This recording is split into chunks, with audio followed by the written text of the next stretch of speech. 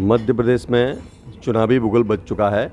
चारों ओर प्रदेश में चुनाव की तैयारी चल रही है। सभी राजनेता अपनी अपनी पार्टी से टिकट की तैयारी कर रहे हैं और लोग अपने अपने क्षेत्रों में लगे हुए हैं। आज हमारे साथ मौजूद हैं आम आदमी पार्टी की प्रदेश सचिव प्रीति गुर्जर जी। आज यहाँ चंबल रीजन के दौरे पर आई हैं। आज हम इनसे मुलाकात करेंगे। नमस्कार मैडम। नमस्ते। कैसी हैं? बढ़िया एकदम।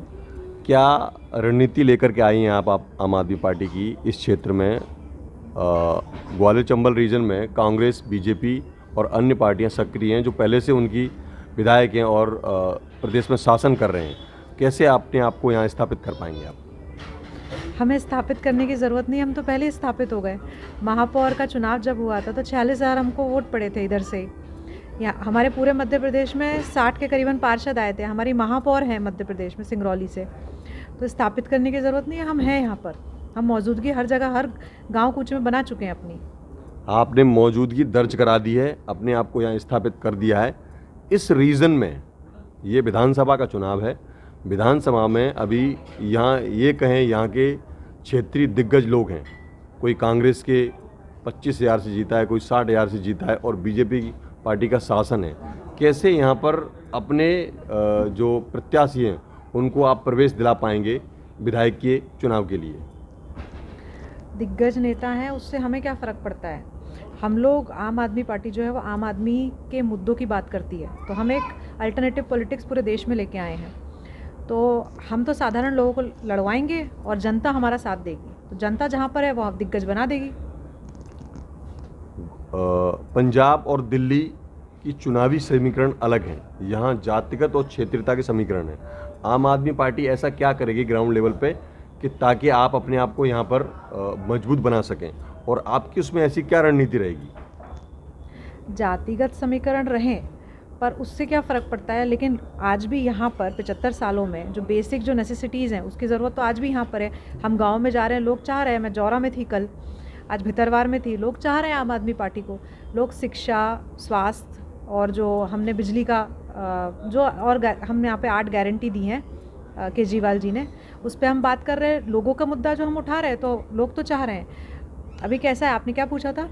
मैंने पूछा था कैसे आप यहाँ पर लोग पहले से नहीं, वही जातिगत जो समीकरण है ना, जाति या धर्म की राजनीति से परे हमने एक अल्टरनेटिव राजनीति जो दी है, पॉजिटिव राजनीति है, पॉजिटिव पॉलिटिक्स, कंस्ट्रक्टिव पॉलिटिक्स जिसको हम बोलते हैं, उसको लोग पसंद कर रहे हैं। हमने अपना पिच अलग बना दिया है, हम उनके पिच पे नहीं खेलने वाले जी।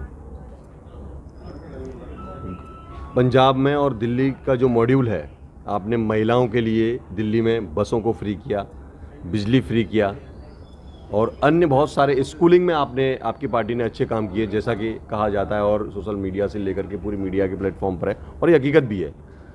क्या यदि यहाँ पर आपका अस्तित्व आता है या आपकी सरकार बनती है तो क्या वही मॉड्यूल लागू करेंगे या मॉड्यूल लागू करने में कोई कठिनाई आएगी? तो कैसे अपने आप को यहाँ पर आप उसको विस्तृत रूप से उसमें मतलब शासन में लाएंगे उसको?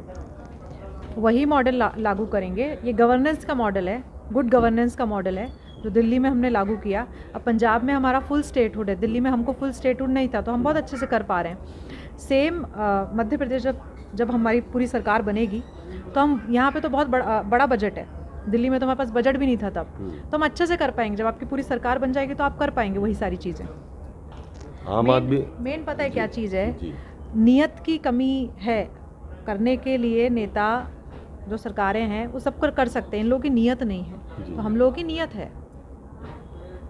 जैसे ये आप आशय रहता है अन्य पार्टियों का, आपकी पार्टी वहाँ पंजाब में है और दिल्ली में है, कि ये मुफ्त की लोगों को आलस बनाती है अरविंद केजरीवाल की पार्टी और मुफ्त की रेवड़ियाँ बांटती है। तो ये कहाँ से कहीं ना कहीं ये इस तरह की व्यवस्था बनाती है कि लोगों को मुफ्त राशन प्लस मुफ्त दवाइयाँ, मुफ्त एजुकेशन, ये कहाँ से तैयार करके ये चीज़ें लेके आती है? तो उनका आशय ये रहता है कि इस तरह के व्यवस्था करने से लोग आलसी होते हैं और वो पार्टी के परिप्रेक्ष्य में हमेशा उनके प्रति क्या आलस्यमय उनका जीवन हो जाता है। इसके बारे में क्या कहेंगे? भारत का संविधान भी सोशल वेलफेयर की बात करता है। यूरोप के जो डेवलप्ड कंट्रीज़ हैं वो फ्री बस सर्विस देते हैं। हम लोग सोशल सिक्योरिटी, सोशल जस्टिस और इक्वालिटी की बात कर रहे हैं, इकोनॉमिक इक्वालिटी की। आज अगर आप सरकारी स्कूल में अच्छी शिक्षा दे रहे हो, इसका मतलब आप गरीब का बच्चा भी वहाँ पे पढ़ पा रहा है, उसी लेवल की शिक्षा के वो भी सपना देख सकता है वो आईआईटी में चला जाए। जब आप ये जो डिफरेंस है, इसको आप, ये जो ब्रिज है, इसको आप भर रहे हो, तो तभी तो देश डेवलप होगा ना। इसको मुफ्त की रेवड़ी नहीं बोलेंगे, मुफ्त की रेवड़ी बोलेंगे जो शिवराज सिंह चौहान लाडली बहना के नाम पे जो अभी एक तरह से चुनावी हाँ एजेंडा, मतलब चुनाव के लिए कर रहे हैं, चुनावी स्टंट कह सकते हैं। 2 महीने बाद अगर सरकार आ भी गई गलती से, बंद कर देंगे। मेन बात है ये लोग नहीं कर सकते ये चीज़ें, क्योंकि इनके खुद के पेट इतने बड़े हैं कि जनता के लिए क्या करेंगे। इनका ये करप्शन करने में इतने माहिर होते हैं ना कि जनता के लिए कुछ बचता नहीं है काम करने के लिए। हम काम करने के लिए चुनाव लड़ रहे हैं और हम जीत के आने के बाद काम करेंगे। मध्य प्रदेश क्षेत्रफल की दृष्टि से और जनसंख्या की दृष्टि से काफ़ी बड़ा राज्य है, दिल्ली और पंजाब दोनों की तुलना में।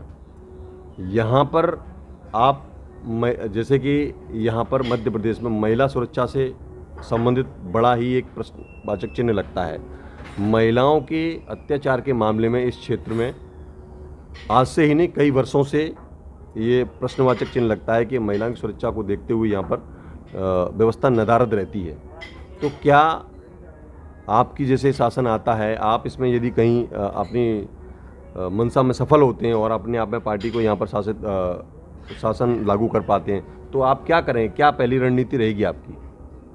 महिलाओं की सुरक्षा के लिए बाकी जो होता है वो शॉर्ट टर्म होता है कि आप सिक्योरिटी के लिए हर जगह शहरों में लाइटें लगवा दें, जो डार्क स्पॉट्स हैं उनको कवर कर दें। हम जैसे दिल्ली में बस सर्विस फ्री कर रहे हैं, ये सब टेम्प्रेरी है। मेन जो चीज़ होती है वो समाज में सोशल बिहेवियर चेंज करने की है। तो जब आप जैसे हमने वहाँ पे हैप्पीनेस करिकुलम लाया है, उससे इस तरह के जो एक्स्ट्रा करिकुलर एक्टिविटीज़ हैं स्कूल्स में, अपन को अगर सच में महिलाओं की सिक्योरिटी के बारे में बात करना तो हमें स्कूल में जाना पड़ेगा, बच्चों का बिहेवियर चेंज करना पड़ेगा, सोसाइटी का बिहेवियर चेंज करना पड़ेगा। तो ये लॉन्ग टर्म चीज़ है। जब हम आएंगे, हमारे पास आइडियाज़ बहुत हैं और हम आइडियाज़ अपने, हम जो काम कर रहे हैं और जो करेंगे वही लेके हम जनता के पास जा रहे हैं। सब पढ़े लिखे लोग हैं, हम लोगों के पास विजन है और हम वो काम करेंगे। आपको लगता है कि इस 2023 के चुनाव में आपकी पार्टी कुछ कर पाएगी यहाँ पर? अपने आप को स्थापित कहना तो गलत रहेगा कि कुछ सीटें लेकर आ पाएगी? बिल्कुल लेके आएंगे, बिल्कुल लेके आएंगे और हमारा अच्छा वोट शेयर रहेगा।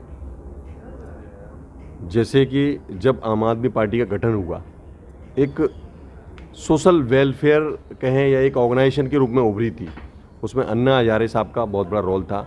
आज अन्ना हजारे साहब कहाँ पर हैं? वो तो आपको उनसे पूछना चाहिए।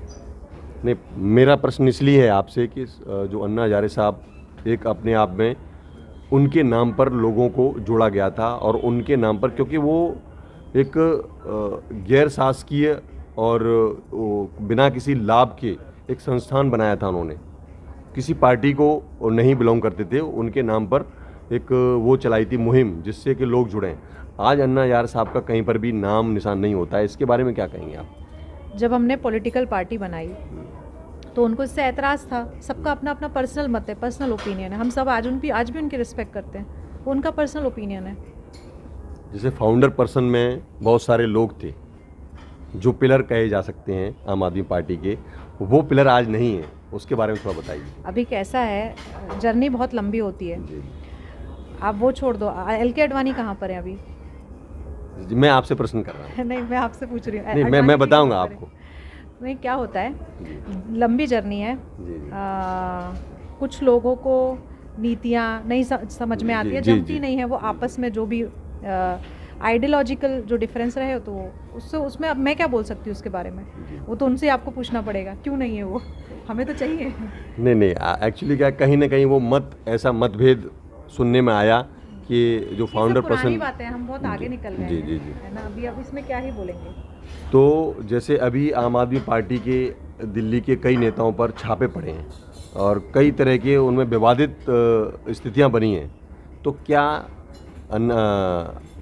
केजरीवाल साहब का ये था कि हमारे नेता ईमानदार रहेंगे और हम बहुत अच्छा शासन लागू करेंगे, तो ये इस तरह की जो गिरफ्तारियां हो रही हैं उसके बारे में कुछ कहना चाहेंगे मैडम?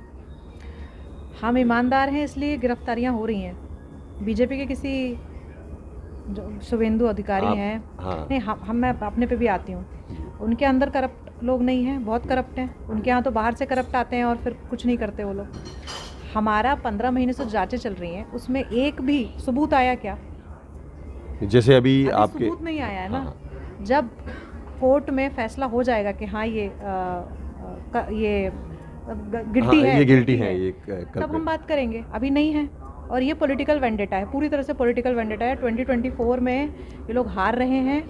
एक डिक्टेटर जो है वो अपना लास्ट डेस्परेट अटेम्प्ट कर रहा है। वहाँ तो क्या है, दिल्ली संपूर्ण राज्य का दर्जा नहीं है, मध्य प्रदेश संपूर्ण राज्य है आपके हैंडओवर। यदि आप यहाँ जीतते हैं तो वहाँ से ज़्यादा आपको यहाँ कुछ करने को मिलेगा। तो ऐसा क्या करेंगे जिससे कि आप लोग आम आदमी पार्टी को हमेशा के लिए चुनाव करें? अभी दिल्ली में आप 3 बार हमारी सरकार आ गई है। पंजाब में भी हमको अभी डिफ़िकल्ट होगा इनको। हम जहाँ जाएंगे क्लीन स्वीप करेंगे। मेन बात है गवर्नेंस। आज़ादी के बाद 75 सालों में पहली बार इस तरह का पॉलिटिकल पार्टी है गवर्नेंस प्रोवाइड कर रही है जो जनता के हितों की बात कर रही है। और अगर हम जनता के मुद्दों की बात कर रहे हैं, बाकी सब इधर उधर की बात करेंगे, जो मेन मुद्दे हैं उसकी बात कोई नहीं करेगा। 75 साल में गरीबी है इस देश में भ्रष्टाचार है, जो भी सारी जो हमारा ग्लोबल हंगर इंडेक्स देख लो आप, ह्यूमन डेवलपमेंट रिपोर्ट जो HDR की रिपोर्ट रहती है वो देख लो उठा के, तो हम लास्ट में होते हैं। हम आज भी डेवलपिंग कंट्री हैं, तो बहुत गंभीर करने वाली बात है। मेरे साथ के लोग सब बाहर चले जाते हैं, ब्रेन ड्रेन है, रुकते नहीं है कंट्री में। तो ये बहुत गंभीर स्थिति है। इस सब का अल्टरनेटिव पॉलिटिक्स जो है वो आम आदमी पार्टी है। इस आइडिया को आप ख़त्म नहीं कर सकते हो और ये बढ़ेगा, अच्छे से बढ़ेगा। जनता हमारे साथ है। ये अंतिम सवाल है, इसके बाद मैं अपनी बात ख़त्म करूँगा। चुनाव की 17 नवंबर की डेट निश्चित हो चुकी है। आपकी पार्टी टिकट्स और कैंडिडेट्स का ऐलान कब तक करने की उम्मीद हम कर सकते हैं? जल्द से जल्द करेगी, कुछ ही दिनों में आ जाएगी लिस्ट। ये थी हमारे साथ प्रदेश की सचिव प्रीति गुर्जर जी। नमस्कार, मैं हूं सुरेंद्र सिंह, आप देख रहे हैं इंडिया रिपोर्टर 24। जय हिंद, जय भारत।